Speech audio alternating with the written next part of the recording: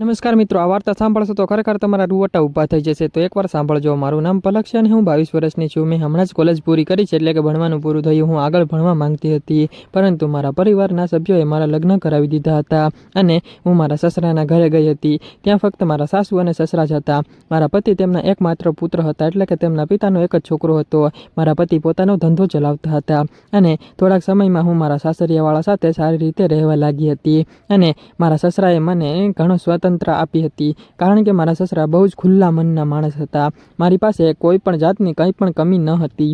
મારા સાસરિયાવાળા ખૂબ જ અમીર હતા, એટલે કે પૈસાવાળા હતા. મારા પતિએ લગ્ન સમયે મને કહ્યું હતું કે તારે કંઈ પણ કરવાની જરૂર નથી, પરંતુ મિત્રો હું આગળ ભણવા માંગતી હતી અને ઉચ્ચ હોદ્દા ઉપર નોકરી કરવા માંગતી હતી. મારા મનમાં એવા વિચાર હતા કે ભણીને પછી નોકરી લાગી જાય તો સારું, પરંતુ મારા પતિ આગળ ભણાવવા માટે રાજી નહોતા થતા. એ મને ના પાડતા હતા. તેથી મેં મારા સાસુ અને સસરાને મારા પતિને સમજાવવા માટે કહ્યું હતું. મારા સાસુએ તેમના દીકરાને ઘણી જ વાર સમજાવ્યા હતા, ઘણું બધું સમજાવ્યું, પણ તેને કહ્યું, મમ્મી તે આગળ જઈને શું કરશે એ તમને ખબર પણ નહીં હોય. મારા પતિ જૂના વિચારોનો માણસ હતા. તેમના મનમાં અલગ અલગ વિચારો આવતા. તેમનું માનવું હતું કે લગ્ન પછી છોકરીઓને નોકરી મળે તો તે તેમને છોડીને બીજા કોઈની સાથે ભાગી જાય, એટલે કે બીજા કોઈ સાથે લગ્ન કરે. મારા પતિએ કહ્યું કે આજકાલ કોઈ ઉપર ભરોસો કરી શકાય તેમ નથી. એવા અલગ અલગ વિચારો લાવતા હતા મનમાં. મેં મારા સસરાને કહ્યું કે તમે ભણેલા છો, મહેરબાની કરીને તેને સમજાવો કે આવું કંઈ નહીં હોય અને હું આવું કંઈ પણ નહીં કરું. મારા સસરાએ તેમના પુત્રને સમજાવ્યું કે તેમની વહુ આવું કામ ક્યારેય પણ નહીં કરે, જેના કારણે અમારા સમાજમાં દ્રષ્ટ થાય. અને મારા પતિએ મારા સસરાને કહ્યું કે કાલે એટલે કે ભવિષ્યમાં કાંઈ ખોટું કામ થાય તો તમે મને ના કહેતા. મારા સસરાએ કહ્યું કે એની ચિંતા ના કર, એને સંભાળ મારે રાખવાની છે અને એ બધી જ જવાબદારી મારી છે, તારે ટેન્શન નહીં લેવાનું. પણ મારા સસરા મને આટલો બધો સાથ કેમ આપી રહ્યા છે, હું એ જ વિચારી રહી હતી. તે હું સમજી શકી ન હતી. મેં ક્યારેય ધાર્યું ન હતું કે મારા સસરા મારા માટે આટલું બધું કરશે. અને ધીમે ધીમે મને અને મારા સસરાની મિત્રતા જોર પકડતી ગઈ, એટલે કે આમ ગહેરી થતી ગઈ. મારા સસરા મારી સાથે આવ્યા અને મને શહેરમાં એક મારું કોચિંગ સેન્ટર જોડાવાનું શરૂ કર્યું હતું. અને હું દિલ્હીથી ભણી હતી. હું કોઈની સાથે વધારે વાત કરતી નહોતી. જેવું કંઈ થતું હોત તો હું મારા સસરાને કહી દેતી હતી જે મારી સાથે બનતું એ. અને થોડા દિવસો પછી મને લાગવા મળ્યું હતું કે મારા સસરા મને જુદી નજરથી જોઈ રહ્યા છે. એટલે સમયની સાથે કોચિંગમાં ભણતી એક છોકરી મારી ફ્રેન્ડ બની ગઈ હતી, એટલે કે ફ્રેન્ડ થઈ ગઈ હતી. એ એક છોકરી સાથે રહેવાથી મારી વિચારધારા બદલવા લાગી હતી, કારણ કે તે છોકરી પરણિત હતી, પણ તેની મિત્રતા બીજા છોકરા સાથે થઈ ગઈ હતી. એટલા માટે એક દિવસ તે છોકરીએ તેનો પરિચય તેના મિત્ર સાથે મને કરાવ્યો હતો. અને મિત્રો, તેણે કહ્યું હતું કે તે હવે શહેરમાં તેના મિત્ર સાથે જ રહે છે અને બંને એક સાથે રહે છે. ત્યાર પછી મિત્રો મારા મિત્રને આસપાસ ફરતી જોઈ હતી અને જીવનનો આનંદ માણતી જોઈ હતી. ત્યારે મારું હૃદયમાં એકદમ ઉથલપાથલ થવા લાગ્યું હતું. મેં પણ વિચાર કર્યો કે જો હું મારા મિત્રની જેમ જીવનનો આનંદ માણી શકું તો મને ખૂબ જ મજા આવે. તો આ બાબતોમાં મારો રસ વધવા લાગ્યો હતો ધીમે ધીમે. જો હું મારા સસરા વિશે વિચારું તો હું મારા સસરાના મનમાં શું ચાલી રહ્યું છે એ હજુ પણ કંઈ પણ સમજી શકી ન હતી, કારણ કે અલગ અલગ વિચારોવાળા હતા. એટલે મને લાગવા મળ્યું કે કદાચ મારા સસરા પણ મારી જેમ જ વિચારે છે. પણ ક્યારેક મારા સસરા બહુ કડક બની જાય છે અને મને કહે છે કે હું મારે રસ્તેથી ભટકી ન જાઉં, અને હું થોડીક ક્ષણો માટે આ બધા વિચારોમાંથી દૂર થઈ જતી હતી. એટલા માટે અને કોચિંગમાં જતાં જ બધું ફરીથી શરૂ થઈ જતું હતું. એક દિવસ હું કોચિંગમાંથી પાછી આવી હતી અને મારા સસરાને કહ્યું હતું, મારા મિત્ર કહે છે કે મોબાઈલમાં દરેક પ્રકારના વિડીયો સરળતાથી મળી જતા હોય છે ભણવા માટે. મેં કહ્યું કે મારે તમારી પાસે મોબાઈલ છે એ મારે જોવો છે, કારણ કે તે સમયે અમારા ઘરમાં માત્ર મારા સસરા પાસે જ મોબાઈલ ફોન હતો. એટલે મેં કહ્યું હતું. મારા સસરાએ કહ્યું કે જ્યારે પણ જરૂર પડે ત્યારે તું મારી પાસે આવીને મારો મોબાઈલ લઈ જજે અને તું ભણજે અને ભણવામાં ધ્યાન આપજે. એ પછી મેં ભણવાનું શરૂ કર્યું, પણ મને ભણવાનું મન થતું ન હતું, પરંતુ મિત્રો મારું મન વિચારોમાં જ ખોવાયેલું હતું. અને મિત્રો મને માફ કરી દેજો, બેકગ્રાઉન્ડ નોઇઝને ઇગ્નોર કરજો. તો મારા સસરાએ કહ્યું હતું, તું મારા ભણતર સિવાય કોઈ પણ બીજી બાબતમાં ધ્યાન નહીં આપતી, નહીંતર મારો દીકરો તને અને મને બંનેના ખોટા સાબિત કરી દેશે. એટલા માટે આટલું જ વિચારીને હું કામ શરૂ કરું છું.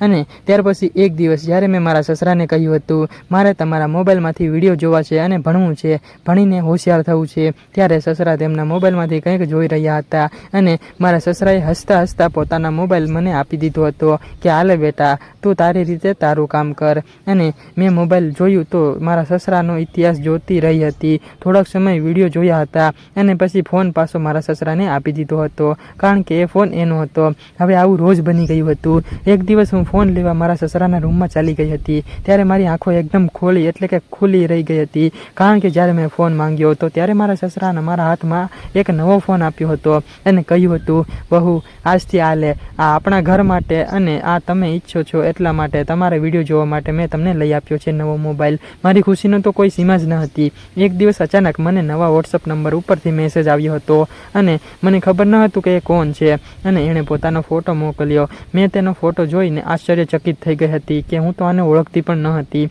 અચાનક તેણે રોમેન્ટિક રીતે મેસેજ મોકલવાના શરૂ કર્યા હતા. હવે ધીરે ધીરે દરરોજ મેસેજ આવવા લાગ્યા, પણ એ જ રીતે મેસેજના જવાબ આપવા લાગી હતી. હું છોકરા સાથે ઘણી બધી વાતો કરવા લાગી. મારા સસરા મારામાં આવેલા બદલાવની નોંધ લેતા હતા અને કારણ કે હું કલાકો સુધી મારા મોબાઈલમાં જ વ્યસ્ત રહેતી હતી, ગમે ત્યારે પણ, અને જાણે હું ભણવાનું બધું જ ભૂલી ગઈ હોય એવું લાગતું હતું અને હું એક અલગ જ દુનિયામાં રહેવા લાગી એવું જ લાગતું હતું. એક દિવસ હું ઘરનું કામ કરી રહી હતી અને મારા મોબાઈલ પર મેસેજ આવ્યો હતો અને મોબાઈલ બહાર હોલમાં જ પડ્યો હતો જ્યાં મારા સસરા બેઠા હતા. મને ખબર ન હતી કે મારા સસરાએ ચોરાએ મોબાઈલ જોઈ લીધો. તેણે મારો મોબાઈલ ઉપાડ્યો અને તે જોવા લાગ્યા હતા અને મને બહુ જ બીક લાગતી હતી કે મારા સસરા મને ચોરી કરતા પકડી લેશે. ત્યારે હું મારા સસરાને જમવા માટે કહેવા ગઈ હતી તો મારા સસરા તેમની બદલાયેલી આંખોથી મારી સામે જોઈ રહ્યા હતા અને ત્યાર પછી એવું થયું તે તમે સાંભળશો તો ખરેખર તમારા હોશ ઉડી જશે. અને મિત્રો, જ્યારે હું જમતી હતી ત્યારે મારા સસરાએ મને એકદમ ગુસ્સામાં કહ્યું હતું, વહુ, જમતી વખતે ક્યારે પણ ફોનનો ઉપયોગ ન કરવો જોઈએ, એટલે કે ફોન ન જોવો જોઈએ, પહેલાં જમી લેવું જોઈએ.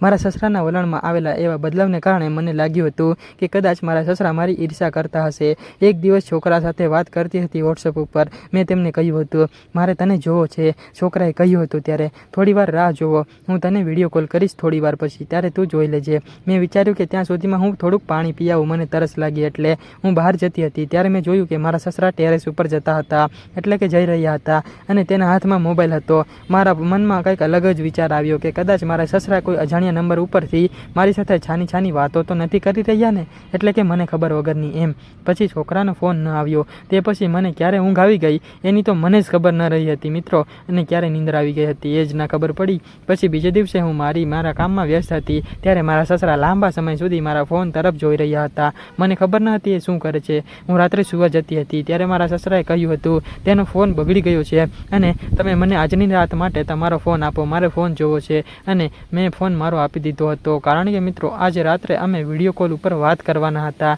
એ મને પાછું ભૂલાઈ ગયું હતું. એ પછી યાદ આવ્યું. હું બીજે દિવસે સવારે કોચિંગમાં ગઈ હતી કારણ કે મારે ઘરમાં બધા જ કામ કર્યા પછી દિવસ દરમિયાન આરામ કરવા માટે જવાનું હતું. એટલે ત્યારે મારા સસરાએ કહ્યું હતું, વહુ, તું મારા રૂમમાં આવ, એક નાનું એવું કામ છે તારું. હું મનમાં ખૂબ જ ખુશ થઈ ગઈ હતી. કદાચ આજે હું મારા સસરાના રૂમમાં ગઈ હતી અને ત્યારે મારી લાંબા સમય સુધી ચાલતી હતી ઈચ્છા પૂરી થવાની હતી. તેણે મને તેની પાસે બેસવા માટે કહ્યું હતું અને ખૂબ જ ડરી ગઈ હતી. મને ખબર ન હતી કે મારા સસરાના મનમાં આજે શું ચાલી રહ્યું છે. એ જ મારે જાણવાનું હતું મિત્રો. તમારે પણ જાણવું છે તો વિડીયોને લાઈક કરી દો. મારા સસરાએ કહ્યું કે તું જાણે છે કે તું મોબાઈલ ઉપર મિત્ર સાથે વાત કરે છે. આ સાંભળીને હું ખૂબ જ ડરી ગઈ હતી. મારા સસરાએ કહ્યું હતું, ઠીક છે વહુ, તું શાંત રહે. સસરા બોલ્યા, તારે પહેલાં છોકરાને જોવો છે તો તું જોઈ લે, ચાલ. મારા સસરાની વાત સાંભળીને હું ખૂબ જ શરમાઈ ગઈ હતી અને એકદમ ચોંકી ગઈ. પણ મેં તેમને આજ સુધી જોયો ન હતો એટલે મને પણ એવું લાગ્યું હતું કે આજે એને જોઈ જ લઉં અને તેથી જ મેં હા પાડી હતી. ત્યારે મારા સસરાએ મને એક છોકરાનો ફોટો બતાવ્યો હતો. ત્યારે હું એને જોતી જ રહી હતી. એટલો હેન્ડસમ હતો.